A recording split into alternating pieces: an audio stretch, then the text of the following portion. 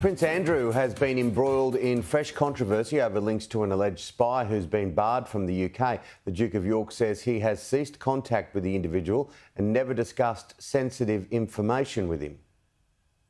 A relationship with Prince Andrew could open doors for a man accused of being a Chinese spy.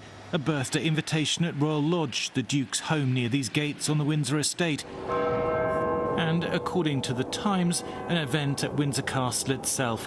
A function at St James's Palace, and twice access to Buckingham Palace, the heart of the royal establishment. Prince Andrew was a trade envoy, appearing alongside President Xi and declaring himself a friend of China. But it's his relationship with the Chinese businessman, who can't be named for legal reasons and now banned from the UK on national security grounds, which is causing alarm.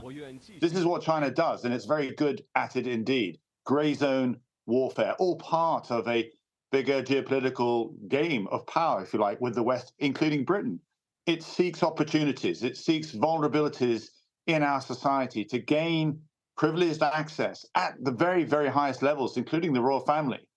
Court documents refer to the alleged spy as H6. He's aged 50 and until the COVID pandemic spent 1 or 2 weeks a month in the UK. Security services believed he had links with the United Front Work Department, an arm of the Chinese state. And the documents say his relationship with the Duke of Yorke had a covert and clandestine element. Although Prince Andrew wouldn't have access to state secrets, his past role as a prominent royal and trade envoy meant he would have been well connected to politicians, diplomats, business executives and military figures. Our security and intelligence agencies are continually vigilant for any threat to UK national security, whether that be around foreign influence, whether it be around espionage, whether it be around any security threat. And so, of course, we won't hesitate to take action. The national security risk posed by H6 wasn't known at the time that he was invited to functions at the royal residences. Prince Andrew's office said that he ceased all contact with the businessman as soon as he received government advice.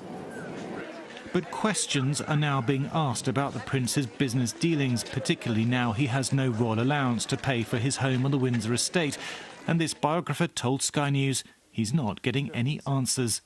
This stuff has vanished. The Foreign Office claim not to know anything about it. The Department of Business and Trade know nothing.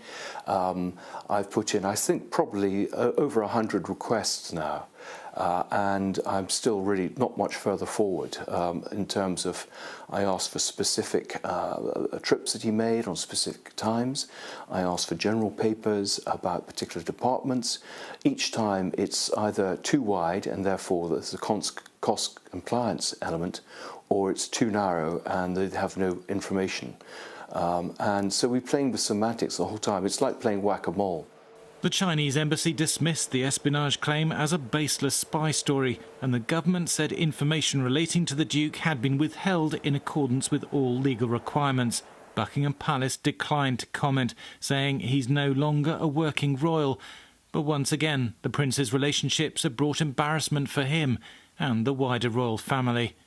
Thomas Moore, Sky News.